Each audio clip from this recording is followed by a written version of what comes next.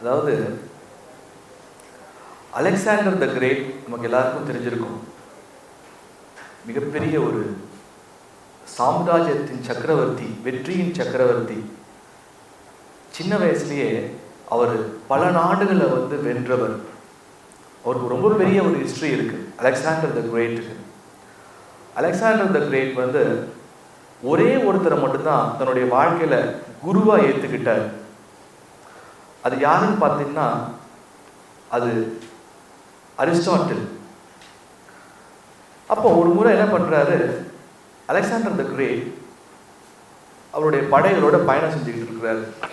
பயணம் செய்யும்போது ஒரு இடத்துல ஒரு மரத்துக்கு கீழே பார்த்தீங்கன்னா டியோஜனஸ் அப்படிங்கிற ஒருத்தர் உடம்புல ஒரு துணி கூட போடாம உட்கார்ந்துட்டு இருக்காரு. அவர் பக்கத்துல ஒரு நாய் ஒன்று உட்கார்ந்துட்டு இருக்கு. அப்போ அலெக்சாண்டர் த கிரேட் இதை பார்க்கிறார். இதை பார்த்தோன்னே அவர்கிட்ட டியோஜனஸ் பக்கத்துல போறாரு. பக்கத்துல போயிட்டு நீ என் கூட வந்துட, நீ ஏன் இப்படி அம்மனமா இருக்க அப்படின்னு அப்படின்னு கேட்கிறாரு. அப்போ டியோஜனஸ் சொல்றாரா, நான் அம்மனமா இருக்கிறதுல உனக்கு என்ன பிரச்சனை? நான் அம்மனமா இருக்கேன், உனக்கு ஒன்றும் பிரச்சனை இல்லையே, நான் இப்படியே உட்காந்துக்கிறேன், நான் ரொம்ப நல்லா இருக்கேன், ரொம்ப ஆனந்தமா இருக்கேன். உடனே அலெக்சாண்டர் என்ன சொல்றாரா, நீ யாரோட பேசிட்டு இருக்கன்றது உனக்கு தெரியல. நீ யாரோட பேசிட்டு இருக்க தெரியுமா? Alexander the great. பின்னாடி அவங்க படைகள் இருப்பாங்களா, அவங்களாம் Alexander the great, Alexander the great அப்படின்னு சொல்லி முழங்குறாங்க.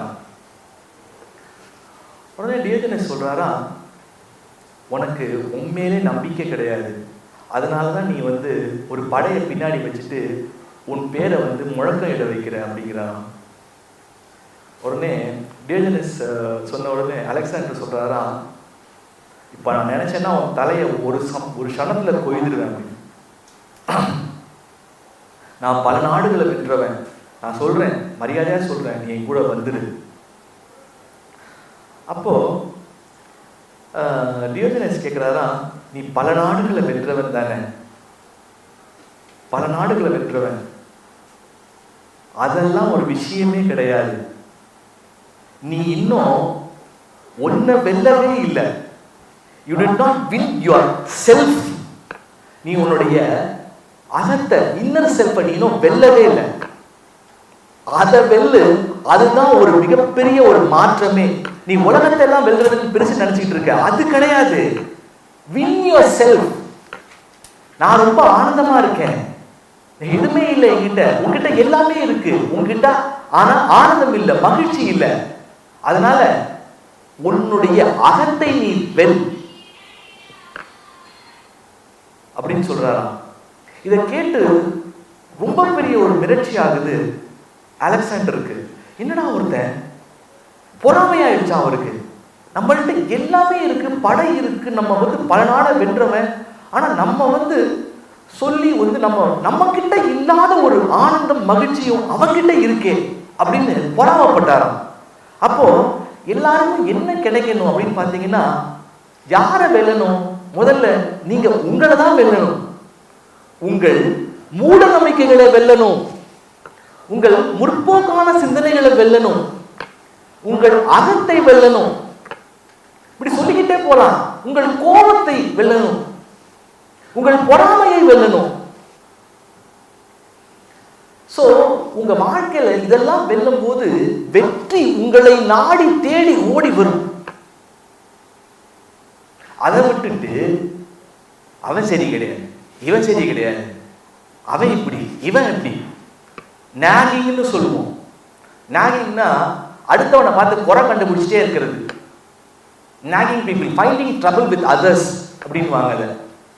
அது ஒரு மனப்பிராந்து. அது சைக்காலஜியில பாத்தீங்கன்னா அது ஒரு மனநோய். நாகிங் இஸ் அது ஒரு மனநோய். அது போல எமோஷனல் இன்டெலிஜென்ஸ், இதை நோட் பண்ணிக்கோங்க. Emotional intelligence. இப்போ ஒரு சிலர்கிட்ட பணம் இருக்கும், ஒரு 5 லட்ச ரூபா பணம் இருக்கு, இல்லை 2 லட்ச ரூபா பணம் இருக்குன்னு வச்சுக்கோமே. உதாரணத்துக்கு எமோஷனல் இன்டெலிஜென்ஸ்.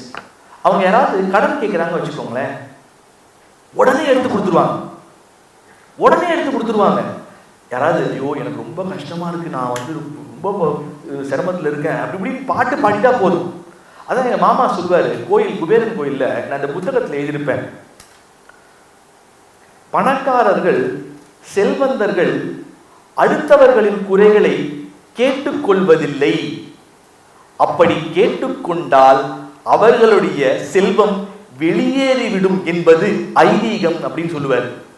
ஆனால் இது தவறான கான்செப்ட். அடுத்தவங்க பிரச்சனையை கேட்கவே கூடாது அப்படின்றது தவறான கான்செப்ட் சொல்கிறேன், அப்படி சொல்லுவார். ஸோ நீங்கள் கேட்கும்போது எமோஷ்னலாக நீங்கள் வந்து பாண்ட் ஆகிடுறீங்க. இப்போ ஸ்ரீராதேவின்னு ஒரு கிளைண்ட் என்னை வந்து பார்த்தாங்க. அவங்க அதான் சொல்கிறாங்க, சார் 50,000 ரூபாய் கையில் இருந்தால் யாராவது கேட்டால் கொடுத்துருவேன் சார். அப்போ எப்படி நீங்கள் வந்து பணத்தை சேர்க்க முடியும், பணத்தை இன்வெஸ்ட் பண்ண முடியும்? நீங்களாம் பணத்தை இன்வெஸ்ட் பண்ணுறீங்கல்ல, எப்படி தெரியுமா பணத்தை இன்வெஸ்ட் பண்ணணும்? நீங்கள் சம்பாதித்து பணத்தை முதலீடு செய்ய வேண்டும். சம்பாதிச்ச பணத்தை முதலீடு செய்யணும், கடன் வாங்கி முதலீடு செய்யக்கூடாது. எப்படி? பணத்தை சம்பாதிச்சு முதலீடு செய்யணும், முதலீடு செஞ்சு பணம் குட்டி போடணும். அதை விட்டு கடன் வாங்கி 3 வட்டிக்கு 4 வட்டி கடன் வாங்கி முதலீடு செய்யக்கூடாது. அப்போ ஒரு பிரச்சனைனா வந்து உங்களால சமாளிக்க முடியாது. அதனால இன்வெஸ்ட் பண்ணுங்க, தப்பு கிடையாது. ஒரு பகுதி இன்வெஸ்ட் பண்ணுங்க. But investment should be your income. Income தான் இன்வெஸ்ட்மெண்ட் ஆகணும். உங்க டெபிட் கடன் வந்து இன்வெஸ்ட்மெண்ட் ஆகக்கூடாது. ஸோ என்ன சொல்றது, எல்லாருமே வாழ்க்கையில ரொம்ப ஈஸியா ஜெயிக்கணும்னு நினைக்கிறாங்க, ஈஸியா பணம் சம்பாதிச்சணும்னு நினைக்கிறாங்க, ஈஸியா பிடிக்கிட்டு போயிடும். ஸோ எல்லாமே உங்களுக்கு உணரணும். அந்த பணம் இப்போ என்கிட்ட பணம் வருதா, அப்போ அதுக்காக நான் எவ்வளோ பாடுபட்டிருப்பேன், எவ்வளோ உழைப்பை கொடுத்துருப்பேன். அப்போ அந்த வேல்யூ இருக்கு பாருங்க, உங்க டெய்லி உங்க வேல்யூவை ஆட் பண்ணிக்கிட்டே இருக்கணுங்க. நீங்க வந்து அசெட், உங்க வேல்யூவை நீங்க ஆட் பண்ண அது வெல்த்தா மாறிடும். அது வெல்த்தா மாறிடும். புரியுதா நான் சொல்றது? எப்படி last question and answer session வைப்போம். ஓகே, ஸோ டெய்லி என்னெல்லாம் நீங்க லேர்ன் பண்ண முடியும், என்னெல்லாம் நீங்க அசெட்ஸ் உங்களுடைய ப்ரொஃபைல ஆட் பண்ண முடியும்ன்றதை யோசிங்க. That will just make into wealth.